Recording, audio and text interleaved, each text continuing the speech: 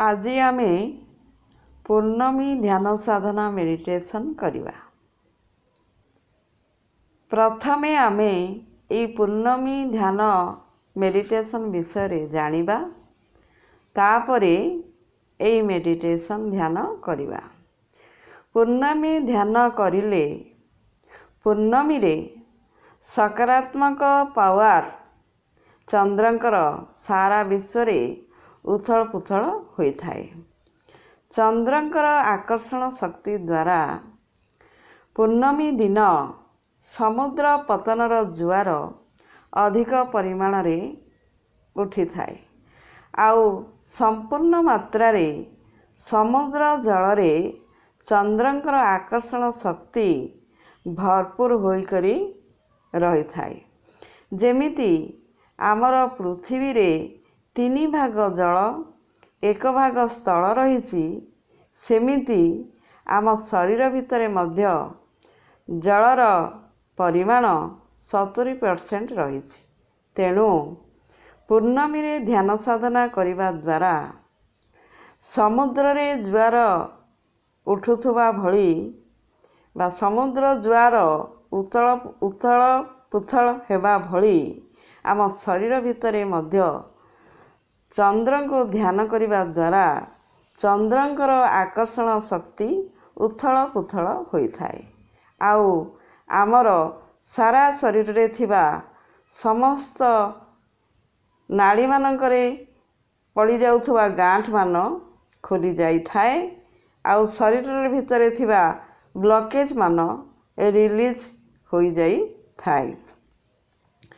सब नकारात्मक एनर्जी मान श्वास प्रश्वास द्वारा बाहर को बाहरी जाई थांती, जहा फलरे शरीर आउ मन सुस्थ आ स्थिर रहिबारे सहाय होई थाए। ए चंद्रंकर ध्यान प्रति मासर पूर्णमी रे आमे माने करिले आमर देह आउ मन भल रहिबो। आउ मु एही पूर्णमी ध्यान साधना करिकी मोर शरीर को संपूर्ण भावरे सुस्थ रखि परिछि। आपण माने मध्य करंतु, निज निजर शरीर आउ मन को सुस्थ रखंतु। एबे आमे एही ध्यान आरंभ करिबा। एबे समय संध्या 7टा। 7टा रु 8टा जाए 1 घंटा एही ध्यान आमे करिबा। एही ध्यान करिबा पूर्वरु आमे समस्ते सफिशिएंट भावरे पानी पी नबा।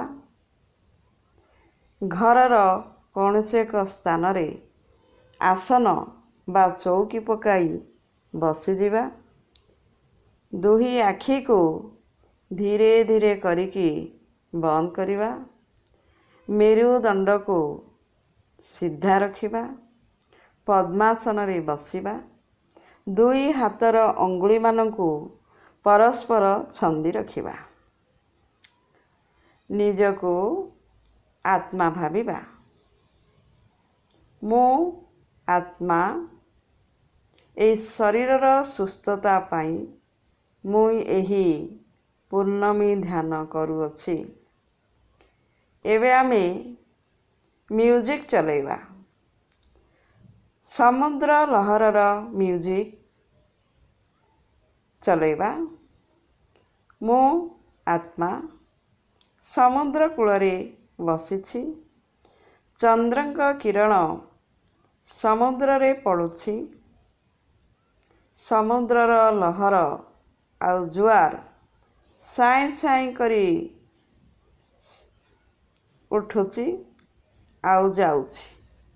एई भली दृश्य को आमे अनुभव करिबा।